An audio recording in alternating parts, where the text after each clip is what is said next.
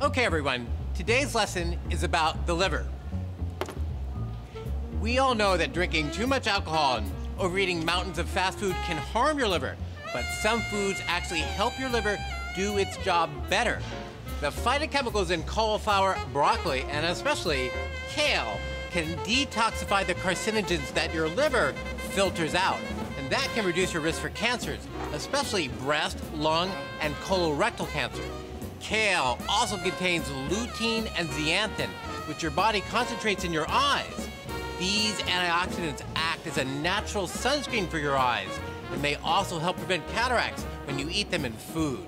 How you store kale and for how long makes a nutritional difference to your body.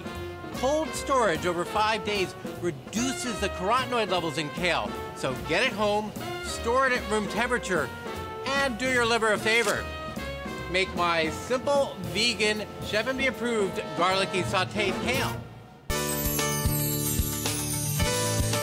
Today, I have a quick and easy, delicious vegan side dish for you. It's low in saturated fat, very easy to make, and it packs a little protein and lots of fiber, which everyone could use. It's my ChefMD approved sauteed garlicky kale. You start by washing kale. You don't need to dry the kale because the water will help steam the kale in the pan. Hold the stem in one hand and the leaf in the other and just pull like that. You can chop the stem for the dish, and that way you get more fiber and a little texture. You want to take the very coarse end off like that and separate it. To chop the stem, dice it in half like that and double it up so that you can have more stem for each cut. To chop the leaf, fold it all together under your hand and then just slice through it. Kale is powerful. It's a cruciferous vegetable that's rich in glucosinolates that helps to fight cancer, just like onions do. And onions have a powerful chemical in them called quercetin, which has been shown in the lab and in animals to be an energy booster, improving endurance and helping people maintain their energy. You simply cut the ends off of the onion so that you can peel the skin off, just like that, and then dice. This is going to form the base for our easy kale saute. So we'll put this in a bowl, add a little olive oil to the pan, wait for it to get hot. You can use a saute pan or a large Dutch oven like this. You actually want a little height if you can so that the kale has room to cook down. Add the onion. You want to saute until the onion is just translucent. Next, you want to chop some garlic, but you wait a few minutes before cooking the garlic to allow the active form of its natural protective chemicals like allicin to form. That way you get the most from it.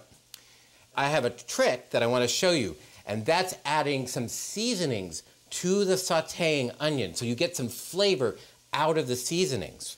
Now for the kale, right on top.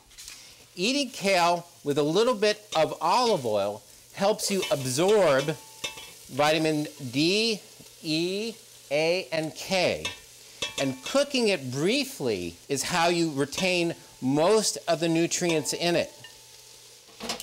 I'm going to turn this over to try to get the onion on top. You notice how it begins to wilt, and that's the kale cooking down. It becomes brighter, and now you know it's beginning to soften and become sweeter. The lid on top will help the kale steam from the water that was originally on the kale leaves. This is what it looks like when it's cooked down.